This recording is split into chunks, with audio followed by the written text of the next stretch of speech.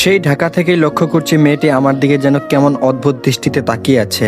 এখন কুমিল্লা পর্যন্ত চলে এসেছি, মেয়েটির দৃষ্টিতে কোনো পরিবর্তন নেই। একটা সময় মনে করেছিলাম মেয়েটি হয়তো টেরা, কিন্তু বাসের হেল্পার যখন টাকা নিতে আসলো তখন বুঝলাম মেয়েটি সুস্থ। আমি 5-6 মিনিট অন্তর অন্তর মেয়েটির দিকে তাকাই, যতবার তাকাই ততবার ওই দেখি সে ডেপ ডেপ করে এক দৃষ্টিতে তাকিয়ে আছে আমার দিকে। দ্বিতীয়বার মনে হলো মেয়েটা আমার দিকে নয়, হয়তো তার কোনো নিকটাত্মীয় বা প্রিয়জন আমার পাশে বসে আছে, হয়তো তার দিকে তাকিয়ে আছে। কিন্তু না, আমার পাশের লোকগুলো কয়েক দফায় পরিবর্তন হয়েছে, নতুন লোক বসেছে, কিন্তু মেয়েটা সেই অদ্ভুত দৃষ্টিতে তাকিয়ে আছে আমার দিকে। মেয়েটার এরকম চাহনিতে অনেকটা বিভ্রান্তিতে আর অস্বস্তিতে পড়ে গেলাম। ফেসটা ঢাকা কালো মুখোশে, চোখের মাঝে মাইনাস পাওয়ারের চশমা। মেয়েটার চোখ দুটি ছাড়া আর কিছুই আমার কাছে স্পষ্ট নয়। আমি ঢাকা থেকে বাড়ি ফিরছি 6 মাস পর। 2 দিন পর আমার বিয়ে। অবশ্য বিয়ে ঠিক করা আছে কাজিনের সাথে। বিয়েটা আব্বু আম্মু হুট করে ঠিক করে ফেলেছে, এতে আমার অমত নেই। আমার কথা হচ্ছে, বাবা মায়ের পছন্দের উপরে পৃথিবীতে আর কোনো পছন্দ হতে পারে না। আর আমি সেই রকম ছেলেও না যে প্রেম টেম করে বিয়ে করব। প্রেমের উপর আমি একদম বিশ্বাসী না। বউ আর প্রেমিকা কখনো এক হতে পারে না। বাবা মা খুব শখ করে নাম রেখেছে হিমেল, কিন্তু তারা ভাবেনি তাদের সন্তান হিমেল হওয়ার মতোই কোমল স্বভাবের হবে। মাস্টার ডিগ্রি শেষ করে বর্তমানে রবি সিম কোম্পানিতে ছোটখাটো একটা জব করছি। আমার এই কোমল স্বভাব দেখে কোম্পানিতে আমাকে সিলেক্ট করে, বিকজ এসব কাজে এরকম স্বভাবের মানুষের প্রয়োজন বেশি। রুক্ষ স্বভাবের মানুষ একদম কাজে পারফেক্ট নয়। মেয়েটির দিকে আর না তাকিয়ে জানলা দিয়ে বাইরে তাকিয়ে আছি, মনে চলছে হুলস্থুল তুলপার। কে হতে পারে মেয়েটি? ভাবভঙ্গি দেখে মনে হচ্ছে মেয়েটির সাথে সম্পর্ক কত জনমের, কিন্তু আমার তো নিকট আত্মীয় ছাড়া তেমন কোনো পরিচিত নেই। ও হ্যাঁ, আমার অফিসে তো অনেক মেয়ে আছে, কিন্তু তাদের সাথে এত পরিচিত নয় আমি। তাদের মধ্যে কেউ নই তো? না না, তাদের মাঝে কেউ হলে তো পরিচয় দিত। কুমিল্লা কোটাবাড়ি আসার আগেই একটা গ্যাস পাম্প পড়ে, সেখানে বাস থামালো। দীর্ঘ জার্নির পরে একটু সময় দিল সবাইকে ঘোরাফেরার জন্য। আমার শরীরটাও কেমন জমে গেছে, অঙ্গ প্রত্যঙ্গ একটার সাথে আরেকটা খাপ খেয়ে বসে গেছে। শরীরটা মোচড় দিয়ে উঠতেই অনেকগুলো মটকা ফুটলো।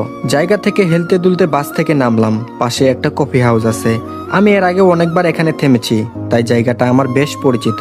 শেষবার যখন 6 মাস আগে ঢাকা যাওয়ার পথে এখানে থামিয়েছিল, তখনের সময়টা আমার আজও মনে আছে। মনে হয় মৃত্যু অবধি মনে থাকবে। সেদিন ইচ্ছে মতো হেসেছিলাম ছেলেটার বোকামি দেখে। সেদিন বাস যখন এখানে থামলো, যে যার মতো নেমে পড়লো। একটা 27-28 বছরের যুবক আমার পাশের সিটেই বসে এসেছিল সারাটা পথ। লোকটার কথাবার্তায় মনে হয়েছিল অর্ধোন্মাদ। পুরোটা পথ একটা মেয়ের সাথে বকবক করতে করতে এসেছে। মনে মনে ভাবলাম, ওনার মতো কিছু পাগল যে কোনো সিমের গ্রাহক হলে বছর শেষে আমাদের বেতন ভাতা একটু বৃদ্ধি পেত। যাই হোক, লোকটাও তখন আমার সাথে নামলো। এই কফি হাউসে ওনার সাথে পুরো 15 মিনিট বসেছিলাম। ভদ্রলোকের মোবাইল আর কান থেকে নামছে না, কফি খাচ্ছে আর কথা বলছে। যাই হোক, 15 মিনিট পর হেল্পার ডাকলো গাড়িতে গিয়ে বসার জন্য। আমি গিয়ে বসলাম আমার সিটে। একটু পর লোকটা হন্তদন্ত করে এসে সিটের আশেপাশে একটু তাকিয়ে হই হুল্লোড় শুরু করলো। আমার ব্যাগ, এই আমার ব্যাগ কই? আমি তো বোকা বনে গেলাম লোকটার কথা শুনে। এদিকে ড্রাইভারও বাস ছেড়ে দিল, কিন্তু লোকটার হইচই দ্বিগুণ হয়ে গেল। আমি বললাম, ভাই আশেপাশে ভালো করে দেখেন। লোকটি বলল, দেখলাম তো, কই কোথাও নেই, আপনি একটু সরেন তো। বুঝতে পারলাম লোকটা আমাকে সন্দেহ করছে। যাই হোক, কারো কোনো কিছু হারানো গেলে যে কাউকে সন্দেহ করতেই পারে, এতে দ্বিমত পোষণ করতে নেই। লোকটা চিত হয়ে কাত হয়ে সবটা জায়গা পরীক্ষা করলো, কিন্তু কোথাও তার ব্যাগের অস্তিত্ব নেই। ওনার চিল্লাচিল্লি শুনে হেল্পার সহ বেশ কয়েকজন এগিয়ে আসলো। হেল্পার বলল, কি হয়েছে ভাই? লোকটি বলল, কি আর হবে ভাই, এই দেশটার এত অধপতন হয়েছে তা আর বলার অপেক্ষা রাখে না। 10-15 মিনিটের জন্য একটা ব্যাগ এক জায়গায় নিরাপদ না। পাশে থাকা একটা মুরব্বী বলল, ভালো করে সব জায়গায় দেখেছো? লোকটি বলল, ভালো করেই তো দেখেছি, চুরি হলে কি আর বাসে থাকবে? মুরব্বী বলল, আচ্ছা, এখানে আমাদের বাসের সবাই ছিল, বাইরের লোক ছিল না। তোমার যদি সন্দেহ থাকে তাহলে পুরো বাসটা চেক করতে পারো। মুরব্বীর কথা লোকটির মনে ধরলো। সে বাস থামিয়ে একেবারে বাসের সব জায়গা পরীক্ষা করলো, এবং কি ছাদসহ বাসের নিচে আসবাবপত্র রাখার জায়গাটিতেও। তারপর আশেপাশে থাকা আরেকজন বলল, খেয়াল করে দেখেন তো গ্যাস পাম্পে ফেলে এসেছেন কিনা। লোকটি বলল, তাই তো। সবার সিদ্ধান্ত, আবার ড্রাইভার গাড়ি ব্যাক করে গ্যাস পাম্পের দিকে ছুটলো। লোকটিকে বললাম, আপনার কাঁধে কি ভাই? লোকটি তড়িৎ গতিতে কাঁধে তাকিয়ে মুচকি হেসে বলল, হাই হাই, ব্যাগ তো আমার কাঁধে। আমি লক্ষ্য করলাম পাশে থাকা লোকজন হাতের অংশে শার্টের কালার ভাঁজ করছে। সবাই ধীর পায়ে এগিয়ে আসছে লোকটির দিকে। সবার চোখের দৃষ্টি পড়তে অসুবিধে হলো না। সবার মনে একটাই চিন্তা, কে আগে ঘুষি দিবে। যাই হোক, ড্রাইভার বাস থামিয়ে লোকটির কাছে আসলো। ড্রাইভার বলল, গাড়ি থেকে নাম। লোকটি বলল, কেন? ড্রাইভার বলল, কথা বলবি না, সোজা গাড়ি থেকে নাম। লোকটি বলল, আমি গাড়ি থেকে নামবো কেন? টাকা দিয়ে টিকিট কেটেছি।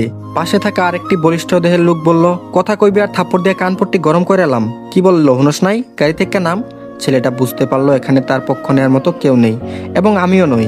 যে পরিমাণ হ্যারাসমেন্ট করেছে তা বলার অপেক্ষা রাখে না। লোকটি যখন নেমে যাচ্ছিল তখন পিছন থেকে আরেকটি লোক তাকে ডাক দিল, এদিকে আসো। লোকটি রিটেন তার কাছে আসলো। সবাই মিলে তার কাঁধের ব্যাগটি তার থেকে ছিনিয়ে নিল।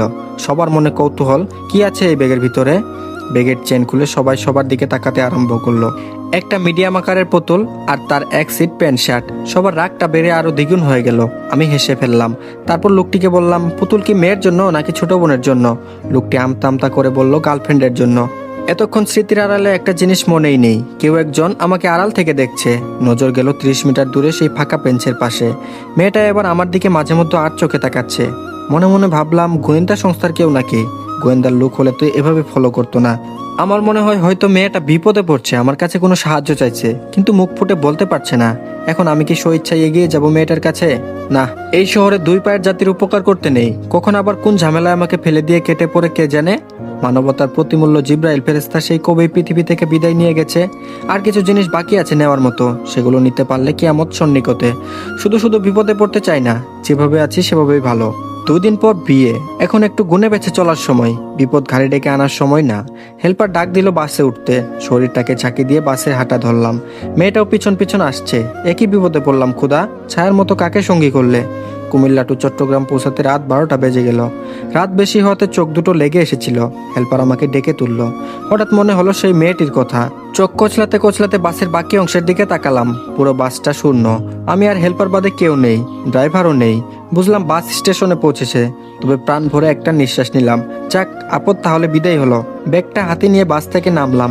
রিক্সার জন্য দাঁড়িয়ে আছি। হঠাৎ লক্ষ্য করলাম ল্যাম্পপোস্টের পিলারটার সাথে সেই মেয়েটি দাঁড়িয়ে আছে অন্যমনস্ক হয়ে, কাঁধে একটা স্কুল ব্যাগ।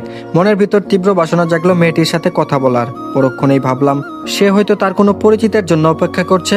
আমি খামাখা আগ বাড়িয়ে কথা বলতে কেন যাব? আর রিক্সা না ডেকে 2 মিনিট মেয়েটির ভাবভঙ্গি লক্ষ্য করলাম। হঠাৎ মেয়েটির চোখ আমাকে বাঁধলো। মনে হয় এতক্ষণ লক্ষ্য করিনি। আমাকে দেখে সে আগের দৃষ্টিভঙ্গি প্রকাশ করলো। ডেপ ডেপ করে তাকিয়ে আছে। যেহেতু বাড়ি বেশি দূরে নয় এখান থেকে, তাই সিদ্ধান্ত নিলাম হেঁটে যাব। দেখবো মেয়েটি পিছনে কিনা। যেই ভাবা সেই কাজ। ব্যাগটা হাতে নিয়ে হাঁটা ধরলাম। একটু একটু পিছন দিকে তাকাচ্ছি। মেয়েটাও প্রস্তুতি নিচ্ছে হাঁটার। স্টেশন ছেড়ে একটু ফাঁকা জায়গায় এসে থামলাম। মেয়েটি 15 থেকে 20 হাত দূরে অবস্থান করছে। এখন কিছু না বললেই নয়। যদি বাড়ি পর্যন্ত যাই তাহলে সর্বনাশ। আব্বু আম্মু বাড়ি থেকে বের করে দিবে। মেয়েটার যা মতিগতি তা দেখে স্পষ্ট সে আমার বাড়ি পর্যন্তই যাবে। আমি দাঁড়ানোর সাথে সাথে মেয়েটাও অন্যদিকে হয়ে দাঁড়িয়ে গেল। এবার মনের মাঝে অনেক কিছুই ফিল হতে লাগলো। যত সব উদ্ভট ভাবনা এসে করা নাড়ছে। জীবনে তো কোনো মেয়ের সাথে আগ বাড়িয়ে কথা বলিনি, তাই অনেকটা ইতস্তত বোধ করছি। নিজেকে শক্ত করলাম। হাঁটি হাঁটি পা পা করে মেয়েটার কাছে গেলাম। মেয়েটার থেকে একটু দূরে দাঁড়ালাম। এত দূর থেকে মেয়েটার শরীর অদ্ভুত এক সুগন্ধ অনুভব করলাম। অতীতে এরকম সুগন্ধ আমার নাকে প্রবেশ করেনি। আমি চলে গেলাম এক অদ্ভুত ঘরের ভিতর। যাই হোক, হকচকিয়ে উঠে নিজের শরীরটা ঝাড়া দিলাম। এগুলো শুধু মনের দুর্বলতা, পুরুষের মন গলানোর জন্য। এত সহজে আমি গলছি না। এখন মান সম্মানের ব্যাপার। আর একটু এগুলোই বাড়ির আঙ্গিনায় এসে পড়ব। তখন যদি কেউ দেখে তাহলে অবস্থা শোচনীয়। হালকা কাশি দিয়ে মেয়েটিকে বললাম, সমস্যা কি? মেয়েটির পক্ষ থেকে কোনো সারা শব্দ নেই। আবার বললাম, সেই ঢাকা থেকেই পিছু নিয়েছেন, এখন বাড়ি পর্যন্ত চলে এসেছেন। আপনি কি আমার পরিচিত কেউ? মেয়েটি চুপচাপ দাঁড়িয়ে রইল, কোনো কথা বলল না। আমি আবার বললাম, কি অদ্ভুত ঝামেলায় পড়লাম রে বাবা। না বলছে কথা, না ছাড়ছে পিছা। আমি আবার বললাম, কি হলো? মেয়েটা এবার নিচের দিকে তাকিয়ে রইল এক দৃষ্টিতে। আমি ব্যাগটা হাতে নিয়ে পুনরায় চলে আসতে লাগলাম। মেয়েটিও আগের মতোই আমার সাথেই আসছে। এ তো আচ্ছা ঝামেলায় ফেসেছি। বাড়ির লোকজন বা মহল্লার লোকজন যদি দেখে তাহলে মান সম্মান থাকবে কিছু? আবার 2 কদম পিছু হেঁটে মেয়েটার কাছে গেলাম। আবার বললাম, আপনার উদ্দেশ্যটা কি একটু বলবেন? টাকা পয়সা লাগবে? কিছু চাই সেটা বলেন, দয়া করে আমাকে মুক্ত করেন। মেয়েটা একটু বিচলিত হয়ে স্কুল ব্যাগ থেকে একটা পেট খাতা বের করলো। তার মানে মেয়েটা বাক প্রতিবন্ধী? এটা ভাবতেই মেয়েটার প্রতি কেমন মায়া অনুভব হলো। তবে মেয়েটা খাতায় যা লিখলো তাতে আমার মাথা নষ্ট হওয়ার জোগাড়। মেয়েটা আধো আলোতে কি যেন লিখে পেজটি আমার হাতে দিল। আমি মোবাইলে ফ্ল্যাশ চালিয়ে দেখলাম শব্দগুলো হিন্দিতে লেখা। আমি কিছুই বুঝতে পারলাম না। হাই হাই, এই মেয়ে ইন্ডিয়ান।